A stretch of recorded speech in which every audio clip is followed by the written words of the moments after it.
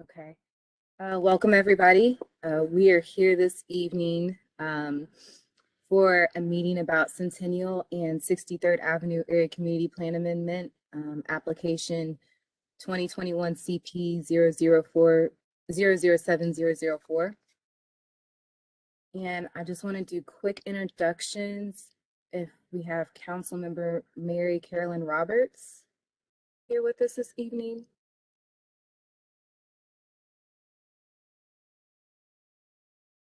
I'm not sure if she's on the call. We do have multiple folks from the planning department here. Myself, I'm Andrea Barber. I'll be hosting this meeting. We have Anita, Corey, Olivia, a few other folks from the planning department. So if we have any additional questions, folks are here on the call. And then the applicant team, we have Gina from Fulmer Lucas Engineering.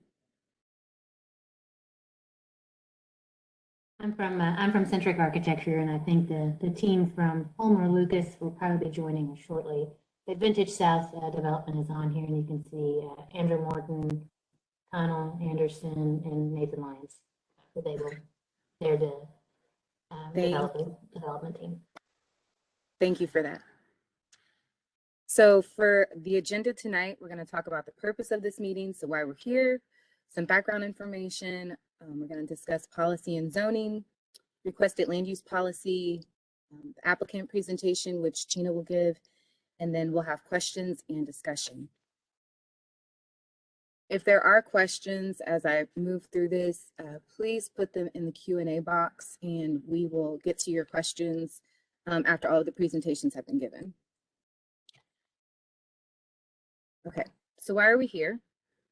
The applicant has submitted an application to the Metro Nashville Planning Department requesting to change the land use policy for the area outlined in red on the map. It's very early in the review process for this application.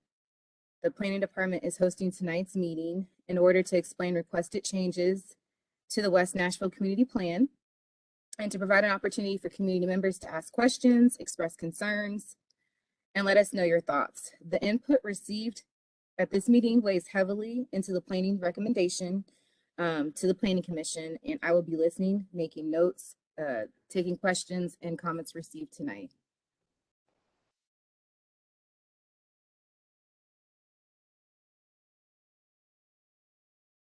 So the requested land use policy change area is outlined in red. It's requested to amend the West Nashville Community Plan by changing it from District Industrial Policy to T4 Urban Mixed Use Neighborhood Policy for various properties along the Cumberland River from the 61st Avenue North, northwestward to Briley Parkway, zoned IR and IG, and partially located within the 6404 and 6410 Centennial Boulevard neighborhood landmark district overlay, which is about 274 acres.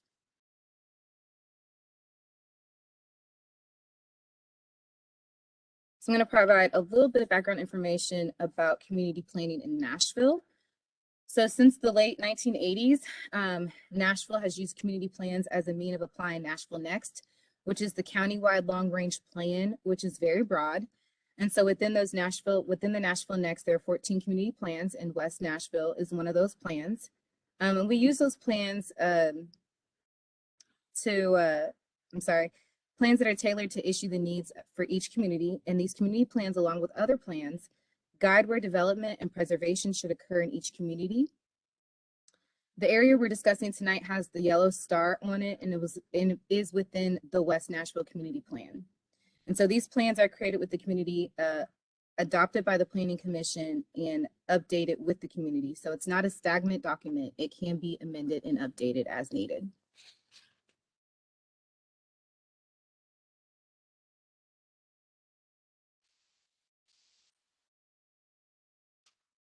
So in order to implement the vision established by the community plan, we use land use policy, which addresses the form and character of the development. So every property in Nashville has a land use policy referred to as a community character policy. Each policy is defined in this document, the Community Character Manual, and these policies are the standard by which future zone changes requests are measured. And in addition to this, We use the transect, which is a tool for categorizing, understanding, and guiding the various development patterns of a region from the most natural, T1, which is at the very top in green, open space for areas such as Fells Bend or Beeman Park, natural areas with no development, to the most intense of urban areas, which is T6 downtown, which is in red. And those are the most developed parts of the Nashville. So you can see in these pictures the character of the natural and built environment of each transect is highlighted. And so West Nashville falls into the T4 urban transect, which applies to most of the West Nashville Community Plan.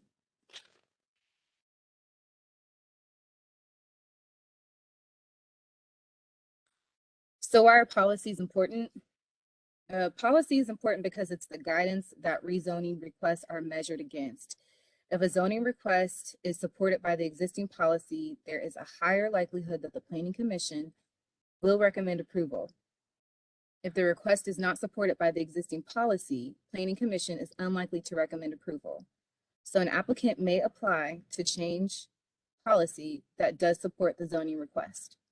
So in this case, the applicant is requesting a zone change to a zone that is not supported by the existing policy, along with the rezoning request. They are also requesting to change the policy.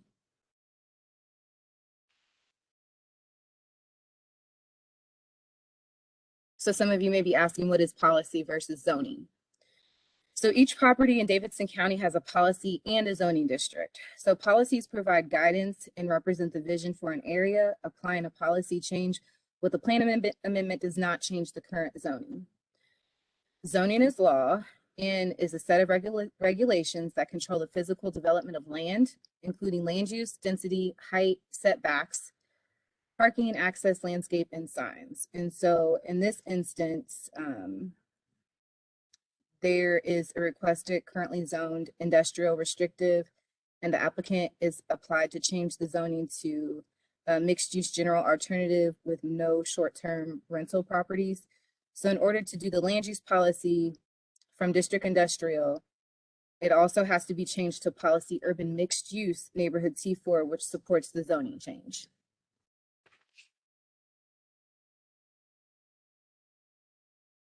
So here's the look at the current policy map. And we'll also look at the surrounding policies around the red outlined area. So the existing land use policy for this site currently is district industrial, and that's shown in blue. The requested land use policy for the site, urban mixed use neighborhood, is shown in purple, and it's along the Cumberland River. And there's also civic, which is a shade of green. And then there's also conservation, which is also a shade of green. And so civic is a publicly owned property used for civic purposes. And then conservation policy is to keep undisturbed environmental sensitive lands in its natural state. So these are the policies that we have in the area. So current policy, district industrial is applicable to areas that are zoned industrial where the primary land use is industrial or that are envisioned to become industrial. District industrial is applied in situations where there is an area with a concentration of a singular industrial use and there is an expressed interest in the separation of the use from the surrounding community.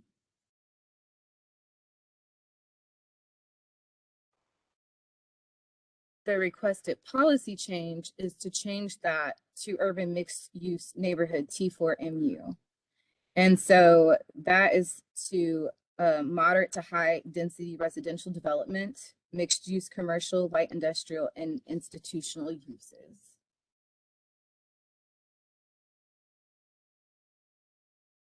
So with that, I'm going to turn it over to Gina for the rest of the presentation. And then after she's finished, we will have time for question and discussion.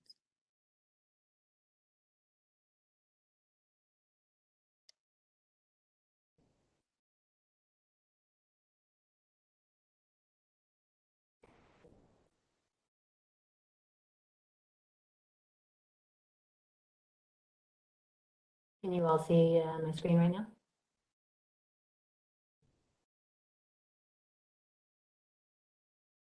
Can you see that?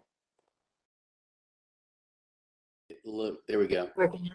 Okay, sorry, didn't want to click that button. Okay, so I just want to familiarize everyone with the site that we are actually looking at rezoning and why the policy is happening. I'm sure many of you know where this is. This is 63rd Avenue, and this is Centennial up here on the side. This is Magellan gas tanks, and down to the south side of the property, that is the NAS substation. So we're right in between those. There's a historic building on one side of the property that's a warehouse. And down a little bit further, there's a newer warehouse there. So the site right now is currently used for warehousing and industrial uses. And so Nathan Lyons is on here. He's the founder of Vintage South. And I'm going to let him talk a little bit about some of the other projects in the neighborhood you may be familiar with, and then what we're thinking about for this property. Sure. Thank you, Gina. Again, my name's Nathan Lyons, and I am the founder and president of Vintage South, and we're I'd call us a neighborhood developer.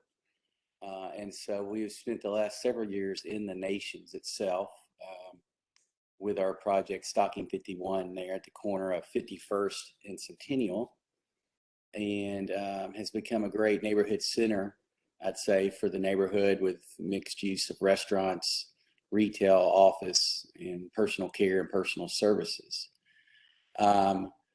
We recently broke ground at 5300 Centennial, which is a block to the west of Stocking. This will be an adaptive reuse project, mixed use, and no residential. One thing we really like to do is preserve. And so when we look at this property on 63rd, this old warehouse is historic. It's got the old water tower. And so our plan is to restore that property. And so we're excited about the opportunity. It's an asset that I've had my eye on for years. And this kind of sits on the western side of the neighborhood. And so while our other projects, Stocking 51 specifically, meets the needs of many in the neighborhood, we feel like on the western side of the nation's neighborhood, they really have nowhere to go for food, drink, socializing, green spaces, in office. Our intent here and goal here is to make it heavy residential, but also to include green spaces and some food and beverage and retail that's walkable for that part of the neighborhood.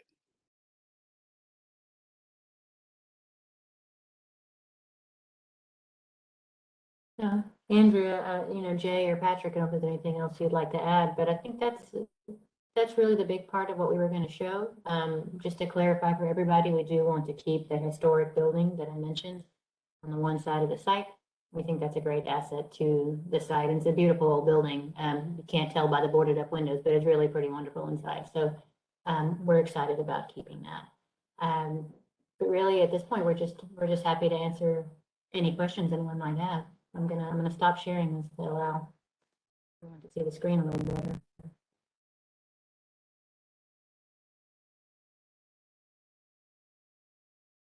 Thank you, Gina.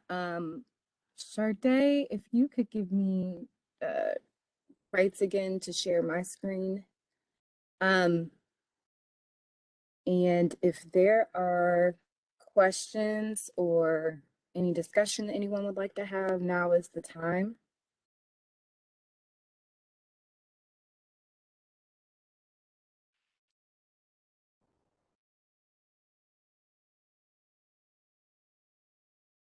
I'm also checking the Q&A box, and I'm not seeing any questions there either. But if you have a question, you can also enter it in the Q&A.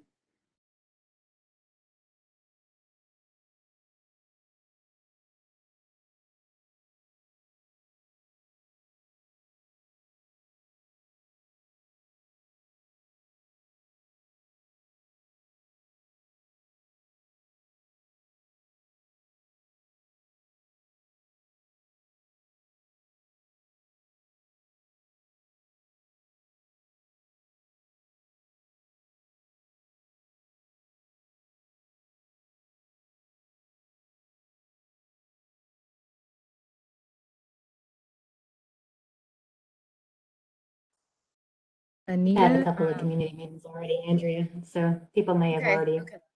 heard us talk a couple of times. That might be part of it. Alrighty, I was gonna defer to Anita, who is our seasoned veteran. If I need to give folks a few more minutes to comment or leave I any was about to questions. say that too. Yes, they've had a couple community meetings. Otherwise, we normally don't have such quiet folks. Hey, Anita, there's actually one question in Andrea that just came in. Sure.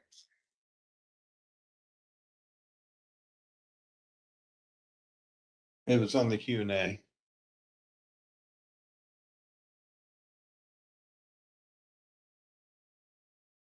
Yes, that the proposed policy change reaches outside. It's a larger area. And yes, that's true. Oftentimes, our policy changes are a larger area than the associated zone change that may request a policy change. In this case, we've had some different people over time, well, recently inquire about the other areas around there. And Councilmember Roberts has also had some people inquire about redeveloping those areas. However, if this policy were to change to mixed use, that doesn't change anyone's existing zoning. So if someone wanted to develop a mixed use project, they would need to go through the public process of rezoning too, even if policy did change for a larger area. And just to be clear, we don't have any plans. We don't know of any certain plans for any of that other property besides the old factory here, the old Genesco site.